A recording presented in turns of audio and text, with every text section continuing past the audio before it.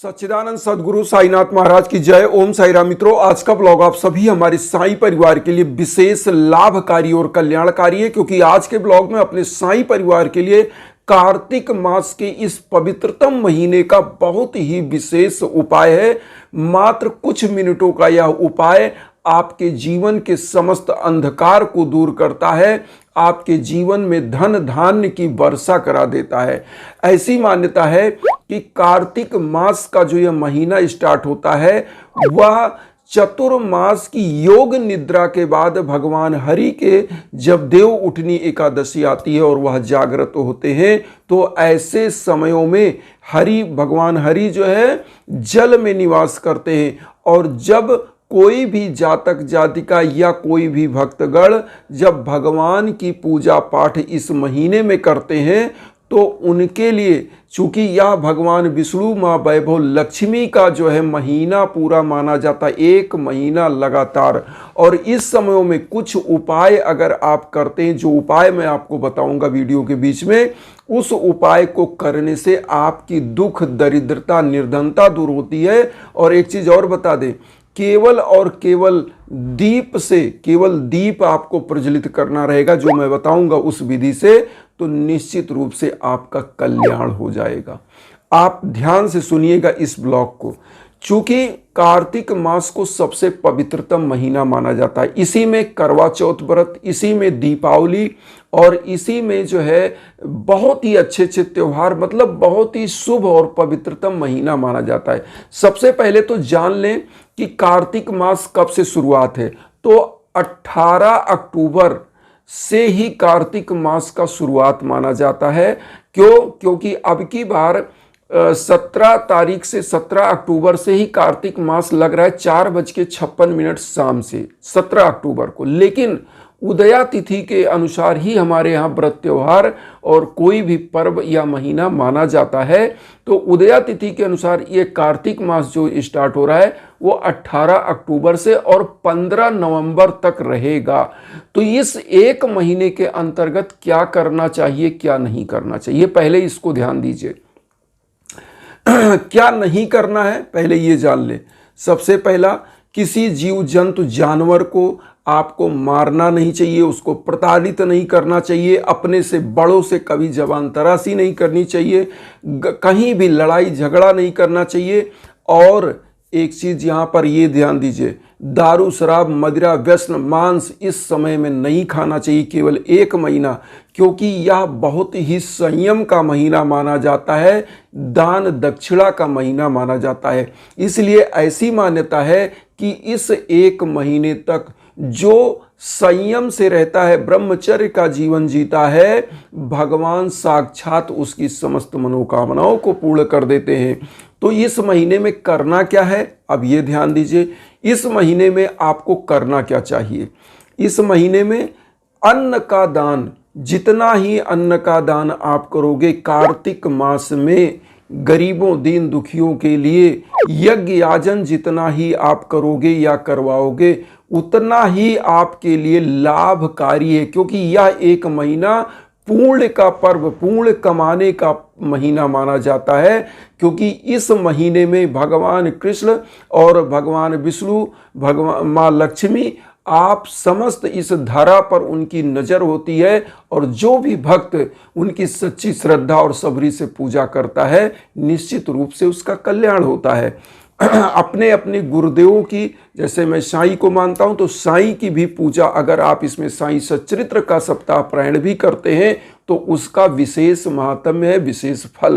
कोई भी पूजा पाठ, क्योंकि सच्ची श्रद्धा से भगवान में, गुरु में आप आस्था लगाते हो, तो यह जो महीना होता है कार्तिक मास, इसका परिपूर्ण फल आपको मिलता है।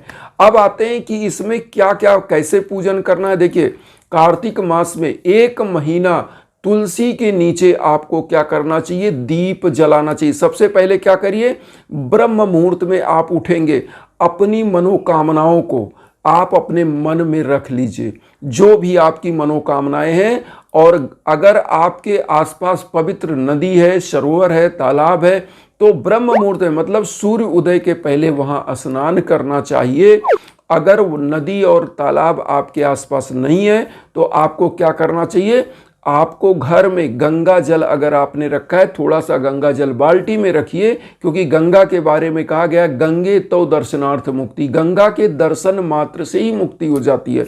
तो आप क्या करिए, एक थोड़ा सा गंगा जल बाल्टी में डालिए और वो बाल्टी पूरा गंगा जल ही मानी जाएगी, और उसी से आप सूर्य उदय के पहले उठिए। समस्त दैनिक क्रियाकलाप के बाद आपको करना कि ये स्नान, पवित्र स्नान इसे बोलते हैं।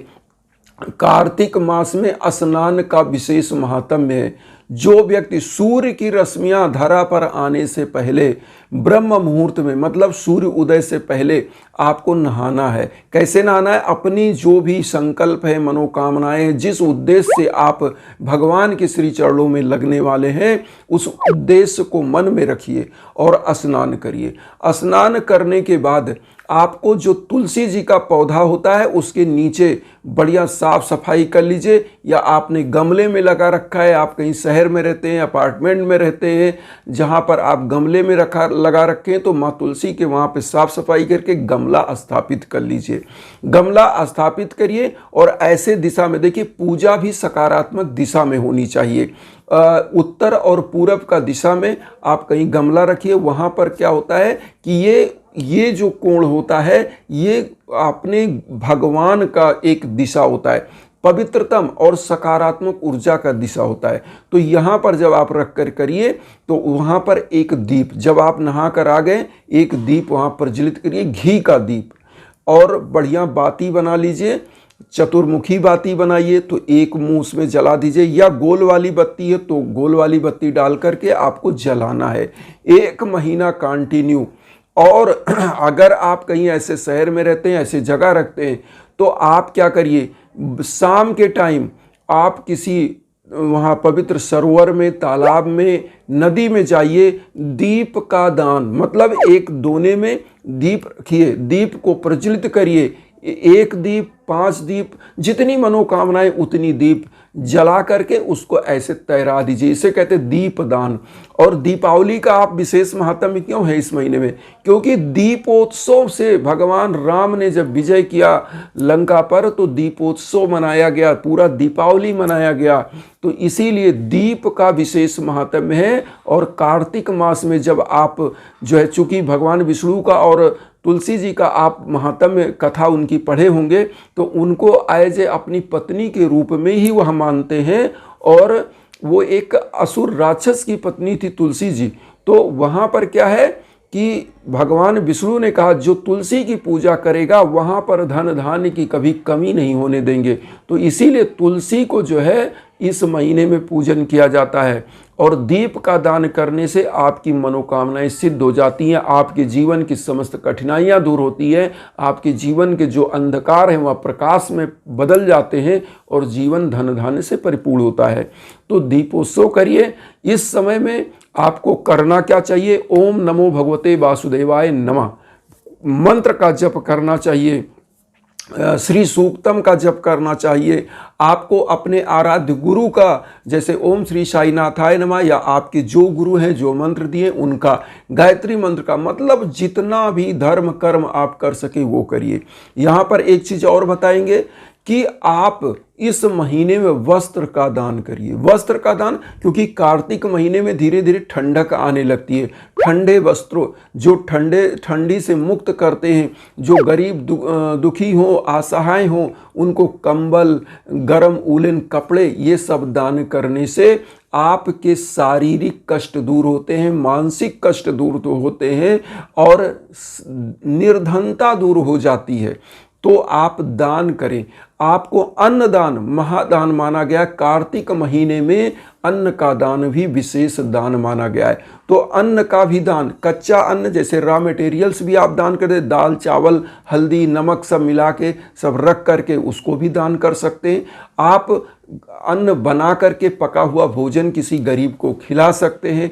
तो ऐसा करने से इस महीने में आप पुण्य का अर्जन कर सकते हैं। हम बताएं, अयोध्या में इस समय में कार्तिक मास में पंचकोशी परिक्रमा होती है। 14 कोस का परिक्रमा, पंचकोशी परिक्रमा, जितना परिक्रमा बहुत बड़ा बड़ा। और वहाँ पर सरजू नदी पर क्या होता है, दीप दान स्नान सब कुछ चलता रहता है। पवित्र महीने भर वहाँ मेले का आयोजन होता है। इसी प्रकार से विशेष प्रयाग है, हरिद्वार है, बहुत जगहों पर ऐसे ऐसे आयोजन होते हैं। तो वहाँ ये पवित्रतम महीना माना जाता है क्योंकि दान पुण्य करने का। और एक चीज़ और आप लोगों से कहें कि जब भी आपके जीवन में कोई भीषण बाधाएं हों तो यज्ञ याजन हवन के लिए हम इंस्टाग्राम का लिंक आपको वीडियो के बीच बीच में देते हैं। आप हमसे उस पर संपर्क कर सकते हैं, मैसेज कर सकते हैं। हमारे द्वारा जो भी संभव है निश्चित रूप से हम आपके लिए करेंगे। इन्हीं भावनाओं के साथ मैं आप लोगों से कहना चाहूँगा कि वसुधैव कुटुंबकम की जो भावना हम लेकर चल रहे हैं उसमें आप सभी लोग चैनल को सब्सक्राइब करके हमें भी परिवार बनाइए।